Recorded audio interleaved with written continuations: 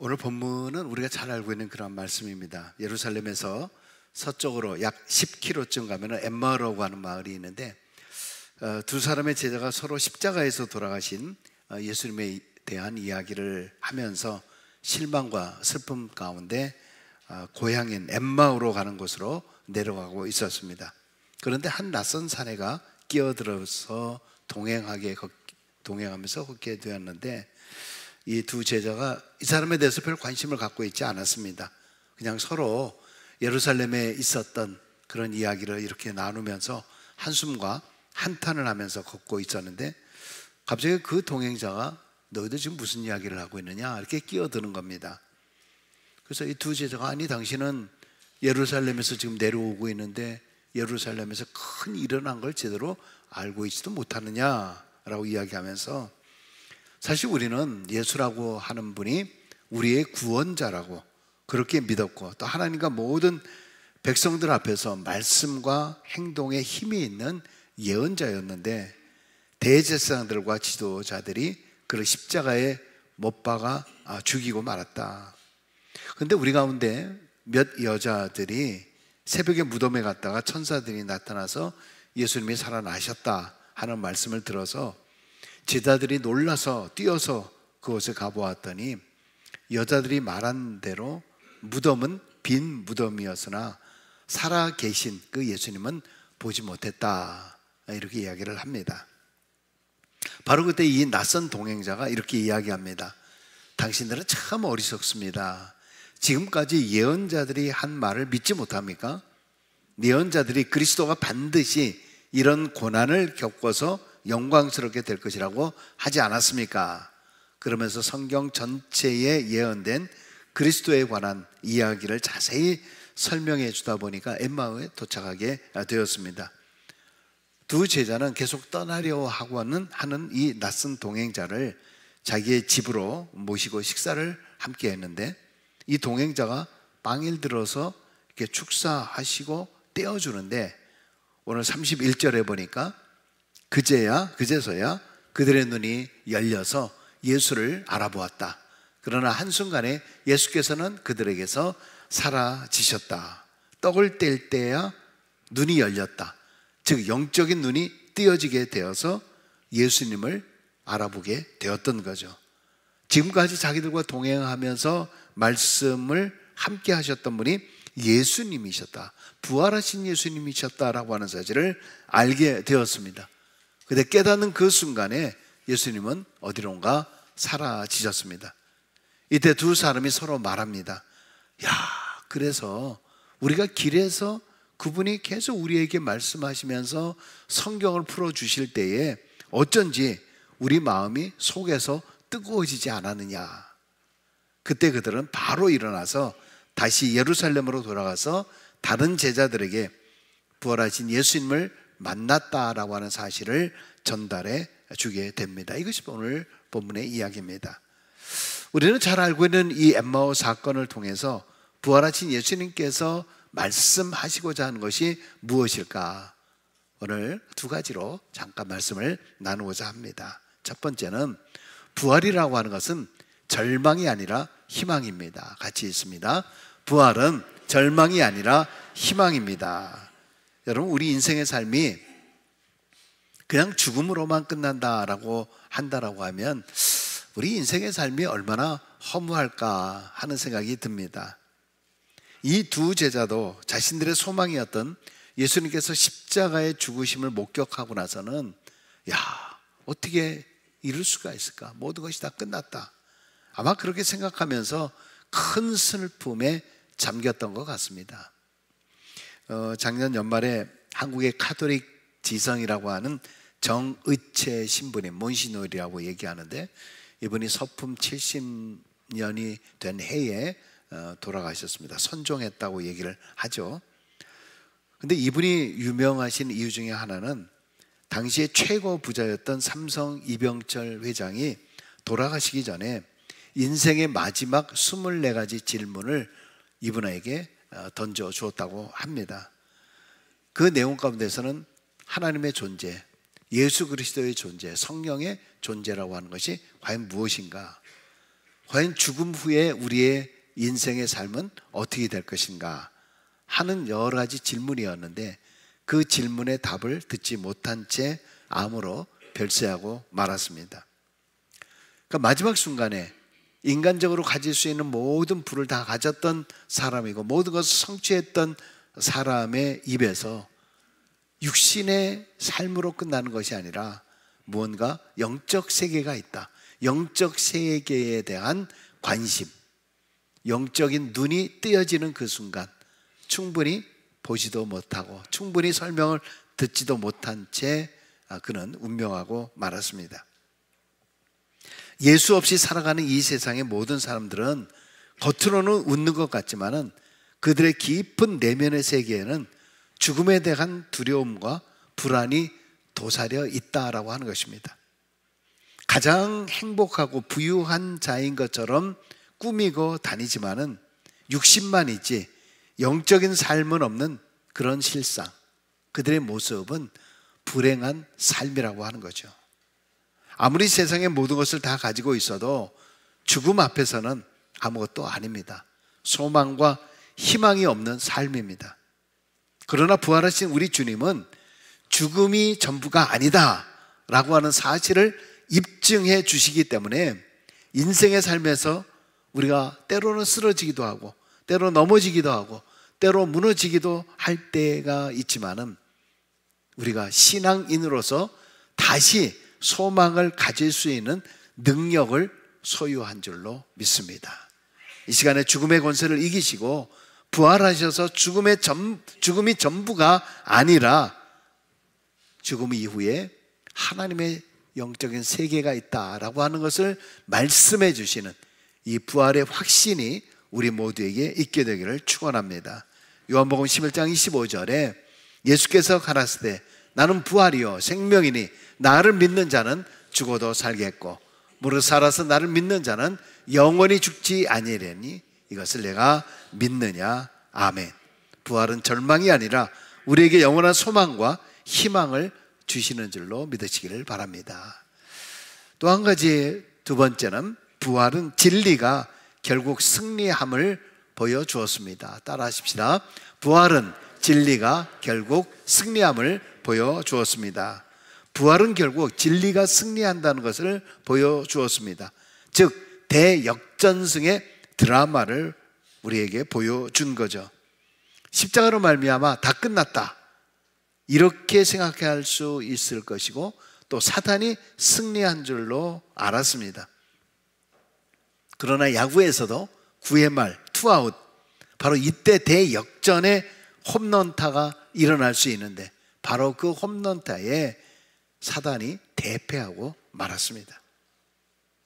그 시대에는 정의가 죽어 있었고 불의와 악이 뒤엎고 있었던 세상이었습니다. 아부와 아천만이 득세하고 종교 지도자들마저도 불의의 권세에 야합하고 모순과 부조리한 역사 속에서 선이 짓밟히고 억울한 일을 당하고도 어디 가서 하소연할 곳이 없었던, 참으로 어두움의 권세가 구석구석을 다 덮고 있었던 상황이었습니다. 그런데 당시 그 시대에 예수님이 출현했다라고 하는 것은 모든 사람들에게 희망이었습니다. 그를 지켜보던 제자들이나 민중들은 드디어 우리가 기다리던 메시아가 왔다, 우리는 해방되었다 라고 기뻐했습니다. 그런데 그런 예수님이 한순간 무기력하게 잡히고 십자가에 힘없이 죽게 되었을 때에 그들의 기대는 한순간 무너지게 되었고 그로 인한 실망과 좌절감은 말로 표현할 수가 없었습니다. 온 이스라엘의 소망이었던 예수님이 십자가에서 힘없이 죽어갈 때 모든 것이 다 끝나는 줄로 알았을 것입니다.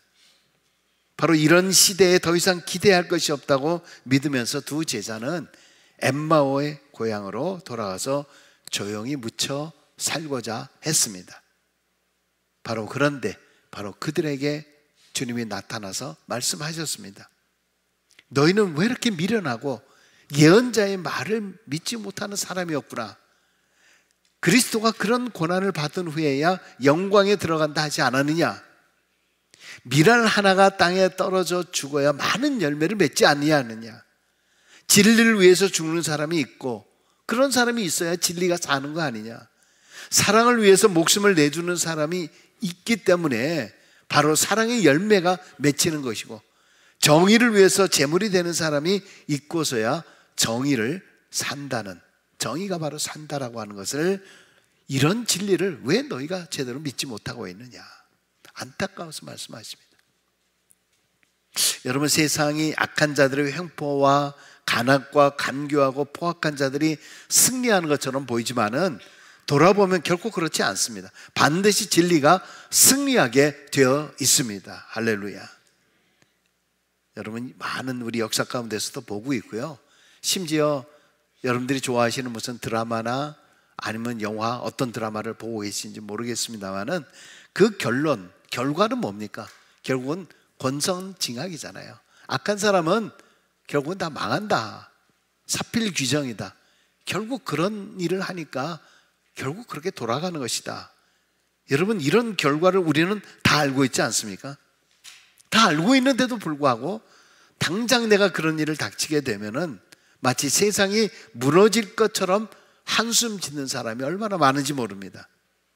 고린도후서 4장 7절로 9절, 사도 바울은 이렇게 이야기합니다.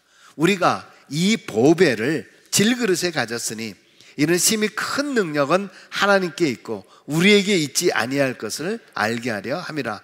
우리가 사방으로 우겨쌈을 당하여도 쌓이지 아니하며 답답한 일을 당하여도 낙심하지 아니하며 박해를 받아도 버림받지 아니하며 거꾸로 뜨림을 당하여도 망하지 아니합니다. 우리가 이 보배, 예수 그리스도를 질그릇과 같은 우리 안에 가지고 있기 때문에 어떤 상황 속에서 우리는 거꾸로지지 아니한다. 이게 뭡니까? 신앙의 역전승 아닙니까? 여러분, 신앙생활을 하면서 때로는 참 억울할 때가 좀 많이 있어요. 그리고 손해볼 때도 참 많습니다. 내가 당한 만큼 똑같이 갚아주고 싶을 때가 있어요. 나는 열심히 최선을 다하는데도 시비를 거는 사람들이 있습니다. 말을 해도, 이왕 말을 해도 기분 나쁘게 말하는 사람들이 꼭 있습니다. 살다 보면 전 별의별 사람들이 세상 속에 얼마나 많은지 몰라요. 자기 개성껏 사는 사람들이 얼마나 많이 있는지 모릅니다. 어떤 경우는 저 사람보다 더 큰 저주를 하고 싶을 때도 있습니다. 그래도 내가 또 신앙인이라고 하는 것 때문에 십자가를 지는 마음으로 때로는 참아야 할 때가 있고, 또 이해해야 할 때가 있고, 용서해야 할 때가 있습니다. 그러면서도 한쪽 마음속에서는 왜 나만 손해를 봐야 되느냐, 왜 나만 이렇게 당해야 되는가, 참 억울할 때가 참 많습니다. 그런데 참으로 이상한 것은요, 내가 손을 대지 않아도요, 내가 손을 대지 않았더니 오히려 하나님이 처리하시는 거예요. 하나님이 손을 보시는 거예요. 여러분, 그럴 때마다 우리는 놀라지 않을 수가 없어요. 아니, 어떻게 이럴 수가 있을까? 이게 바로 신앙의 역전승입니다. 여러분, 그렇기 때문에 왜 나만 이렇게 고난의 길을 걸어야 하는지, 왜 나만 이렇게 슬픔의 길을 걸어야 하는지 답답하고 속상하고 불의가 더 승승장구하는 것처럼 보여서 힘들고 어렵지만은 결코 그것이 끝이 아니고 그 고난과 슬픔으로 막을 내리는 게 아니에요. 분명히 부활의 주님이 함께 하심으로 고난과 슬픔 뒤에 주시는 더 큰 축복, 오늘의 상황을 역전시킬 부활의 주님을 보면서 우리는 오히려 더 감사할 수 있게 되길 주님의 이름으로 축원합니다. 여러분, 사실 두 제자가 엠마오로 향했던 그 석양의 발걸음, 어쩌면은 석양을 향해서 갔기 때문에 옆에 예수가 있었는지 그 햇빛 때문에 제대로 보지 못했을 것 같습니다. 그러나 석양의 길이라고 하는 것은 태양이 점차 내려가는 거예요. 점차 죽어져 가는 겁니다. 슬픔과 불신앙, 실패의 걸음입니다. 그런데 이 두 제자가 예수님을 만나고 다시 예루살렘으로 향한 첫 발걸음은 바로 새 아침을 맞이하는 발걸음이었습니다. 새 아침, 햇빛이 뜨는 그곳은 해가 살아나는 거예요. 해가 점점 더 밝아지는 것입니다. 이것이 희망과 기쁨과 승리의 길이었습니다. 석양이 아니라 새 아침의 길로 가는 것. 엠마오의 황혼의 석양의 길을 걷고 있던 이 두 제자들이 부활의 주님을 만남을 통해서 다시 예루살렘으로 돌아가서 새벽의 날, 바로 영광의 날, 승리의 날을 맞이하게 되었다는 거예요. 할렐루야. 여러분, 부활하신 예수님을 만남으로 부정적인 사고에서 긍정적인 사고로 바뀐 것입니다. 부활의 예수님을 만난 두 제자의 가슴 속에는 근심이 변해서 기쁨이 솟아오르게 되고, 절망이 변해서 소망의 불이 타서 뜨거오르는 그런 용광로와 같은 열정이 그 안에 새롭게 있게 된 것입니다. 여러분, 많은 것이 나를 지금 짓누르고 있습니까? 많은 것들로 인해서 지금 힘들어 하십니까? 여러 가지 내 마음속에 찝찝한 이런 것들이 내 안에 늘 있습니까? 여러분, 이런 부활절의 아침에 이런 모두 우리 성도님 여러분 각자 마음속에 이 부활의 기쁨으로 말미암아 벗을 것들을 벗어버리고, 또 묵은 감정들, 묵은 생각들, 찌꺼기들, 이런 것들 다 벗어버리고 새로운 희망과 새로운 신앙의 부활을 체험하는 우리 모두가 될 수 있길 주의 이름으로 축원합니다. 기도하겠습니다. 할렐루야. 사랑해 주님 감사합니다. 때로 인생의 삶을 살면서 답답하고 힘들고 어려울 때가 참 많이 있습니다. 내가 왜 이렇게 살아야 될까? 복수하면서 살 수는 없을까? 내 상황 속에서 왜 이렇게 살아야 되는가? 채로 인생이 의문일 때가 많이 있습니다. 그러나 하나님, 우리는 신앙인입니다. 이 모든 것을 신앙적으로 자 극복해 나갈 수 있도록 도와주시고, 우리 안에 새로운 희망과 또 우리 감사가 충만한 삶 살 수 있도록 주여 인도하여 주옵소서. 예수님의 이름으로 기도드리옵나이다. 아멘.